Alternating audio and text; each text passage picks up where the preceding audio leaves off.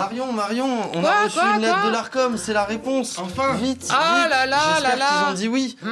Je suis tout excité. Ah, le suspense est à son comble. Mais qu'est-ce que ça peut être? Ah non. Ah mince. Trop relou. Zut de flûte. Ah, par contre, on a gagné une Smartbox. La route des vins de tout le Calvados. Super. Ah, c'est bien ça.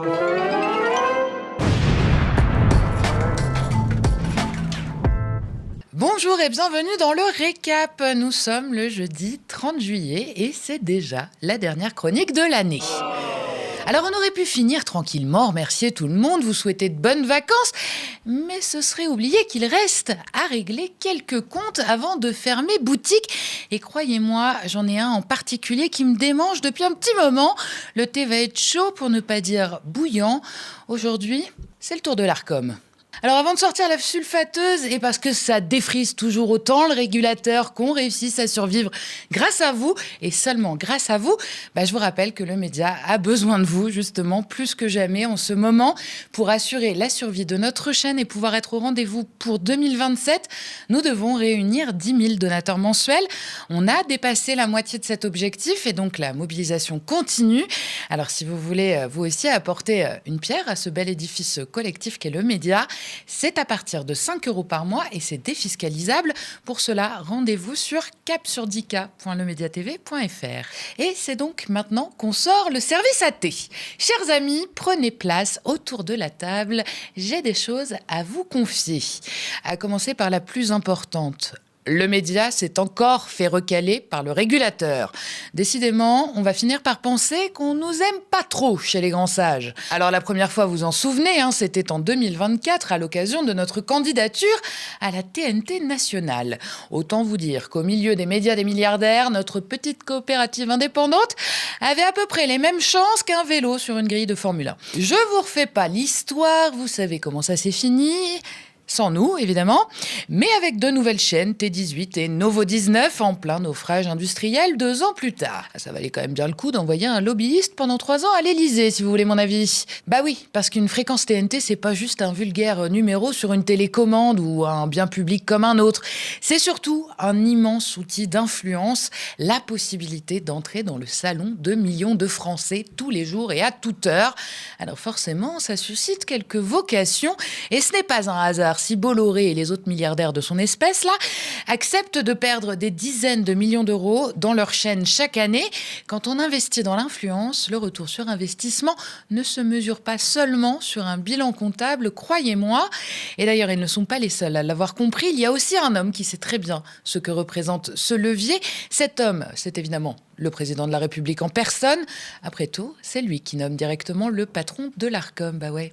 C'est toujours mieux quand on peut passer un petit coup de fil en cas de besoin impérieux, bien évidemment. Alors donc, à la première tentative, le régulateur, l'Arcom, nous a expliqué qu'on était trop politique, qu'on serait une énième chaîne d'infos et que ça ferait trop, et puis qu'on n'aurait pas les reins assez solides, parce que notre modèle économique, et puis cette gouvernance, tout ça, c'est un peu loufoque, non? Alors, le départ de BFM Paris et de TV Pitchoun, attention, ayant libéré de la place sur la TNT francilienne, récemment, l'Arcom a lancé en juin 2025 un appel à manifestation d'intérêt en promettant un appel à candidature bien officiel à la rentrée suivante. Alors, on y a répondu, et puis plus rien.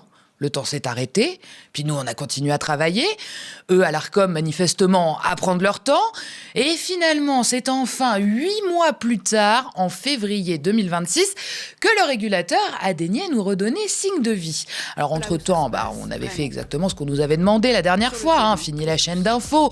On est revenu avec un projet entièrement repensé, profond dans son territoire, sans jamais évidemment renier ce qui fait l'ADN du média pour autant, mais en le tournant vers la vie locale, culturelle, l'humour, les initiatives citoyennes, bref, un joli patchwork. Et tout ça, on comptait toujours le faire à plusieurs avec nos partenaires médias pour créer une belle et grande maison commune sous une fréquence TNT, ouverte donc aux médias indés et aux créateurs de contenu qui avaient envie de construire quelque chose avec nous. Bref, on a fait ce qu'on nous a demandé. Dossier est donc déposé en avril, audition fin juin. 2 candidats seulement sont retenus, nous et un autre. On nous assure que tout ira très vite. Et encore une fois, silence radio après l'audition. Un mois, c'est cool. Alors nous, on est là, on scrute le site de l'Arcom tous les jours, en vain. Jusqu'à hier, et la réception d'un courrier daté du 24 juillet, nous expliquant que finalement, personne n'a été retenu. La fréquence TNT francilienne vacante, elle le restera. Après des mois de procédures, d'auditions, de dossiers, d'évaluation, la meilleure utilisation de ce bien public, selon l'Arcom, c'était donc de ne pas l'utiliser.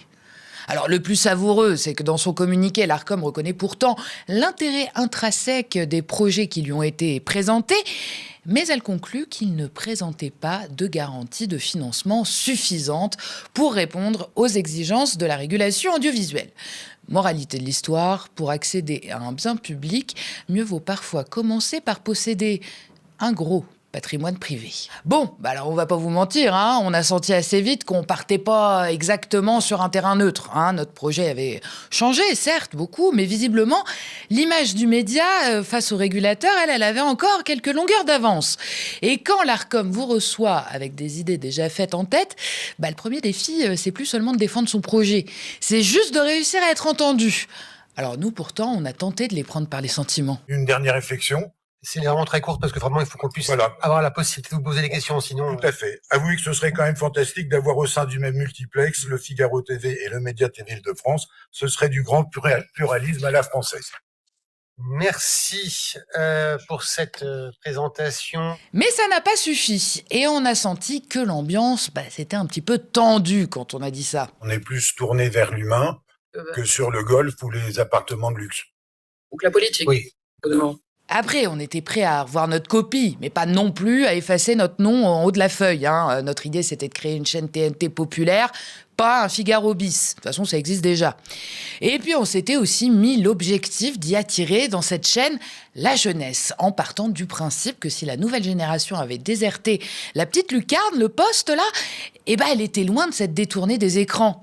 Le problème, c'était donc peut-être pas que la jeunesse ne regarde plus la télé, c'était peut-être que la télévision ne lui parlait plus. Et nous, notre idée, c'était assez simple, c'était d'arrêter de se demander comment faire revenir les jeunes devant la télé d'hier, mais plutôt commencer à réfléchir à la télé qu'ils pourraient avoir envie de regarder aujourd'hui et demain, en s'inspirant pleinement de ce qu'ils consomment. Sauf qu'à l'Arcom, ce défi-là, il semble pas vraiment avoir convaincu. Au contraire, c'est même devenu un but contre notre camp. Ce qui est assez cocasse quand on y pense, parce que depuis des années, l'Arcom en personne nous explique que la télévision traditionnelle perd du terrain, qu'elle doit séduire de nouveaux publics, qu'elle doit se réinventer. Mais dès qu'un projet propose une télévision un peu différente de ce qui se fait, on lui reproche précisément de ne pas ressembler à ce qui est justement en train de décliner. Bon, nous, aux médias, on a quand même compris le message à force. La TNT, visiblement, ce sera sans nous. Peu importe le chemin emprunté, peu importe la copie rendue, par la porte ou par la fenêtre, le verdict reste le même. Et c'est dommage, mais pas seulement pour nous, parce qu'au bout du compte, la question n'est pas simplement de savoir si le média mérite ou non sa fréquence TNT. Évidemment qu'on la mérite. La question, c'est de savoir quelle télévision on veut construire. Parce qu'une fréquence TNT, on l'a dit, c'est pas seulement une faveur accordée à quelques entrepreneurs de l'audiovisuel. C'est un véritable morceau d'espace public, un outil d'influence considérable qui permet de toucher des millions de personnes et qui participe à définir les voix qui comptent dans le débat collectif. Or, le pluralisme, ce n'est pas seulement avoir plusieurs chaînes sur la télécommande. Ce n'est pas compter les logos et décréter que la diversité existe. Le pluralisme, c'est aussi avoir des médias qui ne racontent pas tous le monde de la même manière, des rédactions qui ne choisissent pas toujours les mêmes sujets, qui ne donnent pas toujours la parole aux mêmes personnes, qui ne posent pas toujours les mêmes questions, des médias qui ne dépendent pas tous des mêmes actionnaires, des mêmes intérêts économiques ou des mêmes réseaux de pouvoir. Et le moment n'est évidemment pas anodin. Dans un an, un peu moins, les Français choisiront leur prochain président ou leur prochaine présidente. Et pendant ce temps, une partie considérable de leur paysage audiovisuel reste concentrée entre les mains de quelques grands groupes, de quelques grandes fortunes, dont les orientations éditoriales vont pour beaucoup du conservatisme libéral à l'extrême droite assumée. Et ce n'est pas un détail, évidemment, parce qu'une démocratie ne fonctionne pas seulement avec le droit de vote, elle a aussi besoin d'un espace médiatique où des visions du monde différentes peuvent se confronter, où les citoyens peuvent entendre plusieurs récits, plusieurs analyses, plusieurs voix, avant de faire leur propre choix éclairé. Alors oui, nous défendons notre place ici, mais pas seulement la nôtre. Nous défendons l'idée que les médias indépendants ne doivent pas être condamnés à rester des acteurs de second rang, tolérés sur Internet, mais absents des grands espaces de diffusion. Nous défendons l'idée qu'il doit exister une place dans le paysage audiovisuel pour des médias qui ne sont ni la propriété de milliardaires, ni les filiales de grands groupes, ni dépendants des mêmes intérêts économiques. Parce qu'une démocratie ne peut pas reposer uniquement sur ceux qui ont les moyens d'acheter des médias. Elle a besoin de ceux qui essaient d'en construire autrement, et le régulateur devrait s'en porter garant. Alors nous, aux médias, on a frappé à la porte 2 fois. À un moment, il faudra bien se demander pourquoi certaines portes sont justement plus faciles à ouvrir que d'autres, mais la question n'est pas encore là. On ne va pas y rester éternellement devant cette vieille porte, autant vous le dire. Alors on va se retrousser les manches, continuer d'avancer, parce que d'autres espaces existent, d'autres batailles arrivent, et on compte bien les investir pleinement. Mais une chose est sûre, vous n'avez pas fini d'entendre parler de nous. Alors à l'année prochaine. Et tant qu'on y est, on vous rappelle encore notre objectif de 10 000 donateurs mensuels pour sauver le média. Aidez-nous à continuer à vous informer, aidez-nous à faire notre place. C'est à partir de 5 € par mois, c'est défiscalisable. Pour cela, rendez-vous sur cap-sur-10k.lemediatv.fr. Notre survie, elle ne dépend que de vous.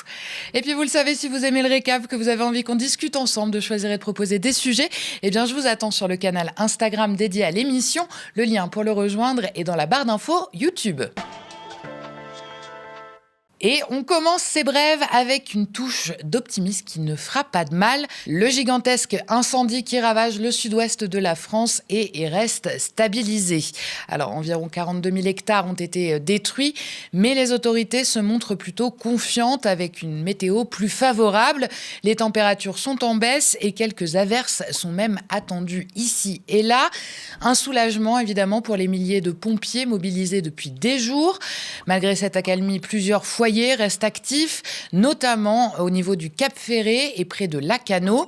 Au total, plus de 220 000 personnes ont été évacuées depuis le début de la crise, mais depuis hier, 57 000 ont pu retourner chez elles.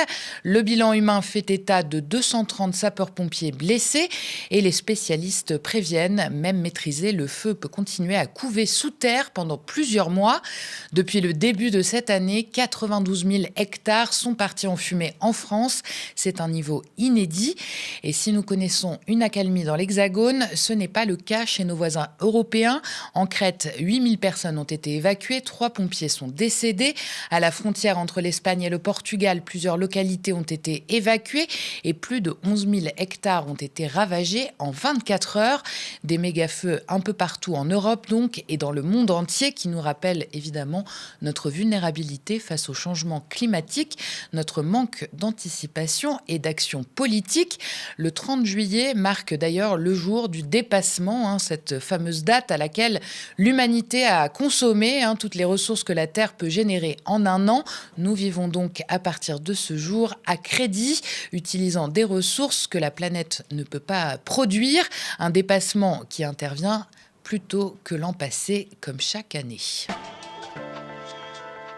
Et on s'en fout, on n'aime pas les bougnoules. C'est évidemment une citation et c'est ce que chante un groupe de jeunes hommes dans une vidéo à plus de 4 millions de vues. Je vous propose de l'écouter. Et on s'en fout, on n'aime pas les bougnoules.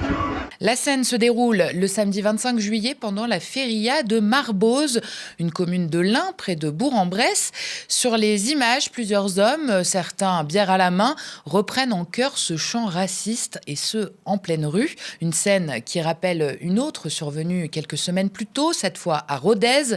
C'était début juin, des jeunes avaient été filmés, souvenez-vous, dans une boîte de nuit, en train de scander « Marine au pouvoir, les Arabes à l'abattoir ». Ça avait été l'objet d'un récap que je vous invite à revoir.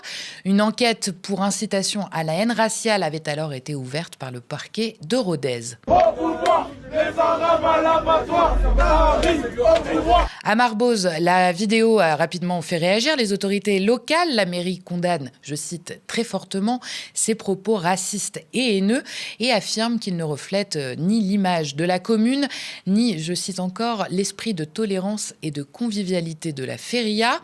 Le 29 juillet, le préfet de l'Ain annonce à son tour avoir saisi la procureure de la République au titre de l'article 40 du Code de procédure pénale.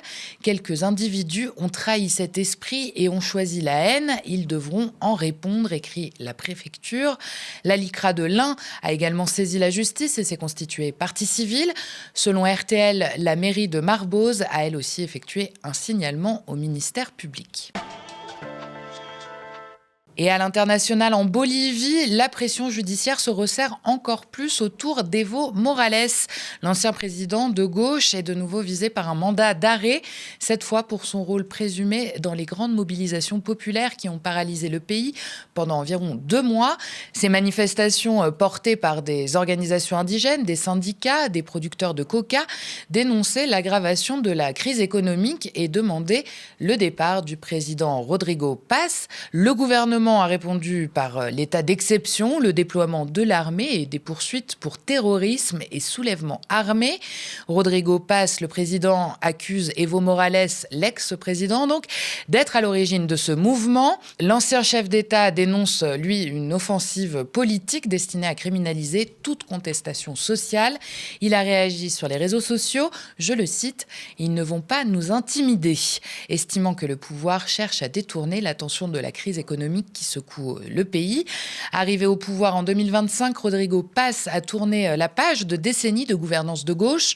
Son rapprochement avec les États-Unis de Donald Trump ont définitivement marqué une rupture avec ses prédécesseurs. Et on termine avec la guerre Iran-États-Unis qui s'intensifie encore. Hier soir, Washington a lourdement bombardé l'Iran et affirme avoir visé des installations militaires des gardiens de la Révolution en représailles à des tirs de missiles iraniens. On va les frapper très fort parce que c'est à notre tour, avait affirmé mercredi Donald Trump. De son côté, Téhéran fait état de plusieurs morts, dont des civils, et poursuit ses frappes contre les positions américaines dans la région. Le conflit s'étend au reste du Moyen-Orient, après l'Irak. Des incidents ont également été signalés en Égypte et en Jordanie. Malgré cette nouvelle escalade, le Pakistan assure que les discussions sont en cours entre les deux camps. Mais sur le terrain, les bombardements se poursuivent et la crainte d'un embrasement total de la région grandit. Merci d'avoir regardé cette nouvelle et dernière édition du récap de l'année. N'hésitez pas à nous laisser vos impressions en commentaire si vous nous regardez sur YouTube ou via email si vous nous regardez à la télé. Et n'oubliez pas, rendez-vous sur capsurdicap.lemediatv.fr pour devenir un de nos 10 000 donateurs mensuels et soutenir notre chaîne. Un très grand merci à vous et une très bonne soirée et de bonnes vacances sur le média.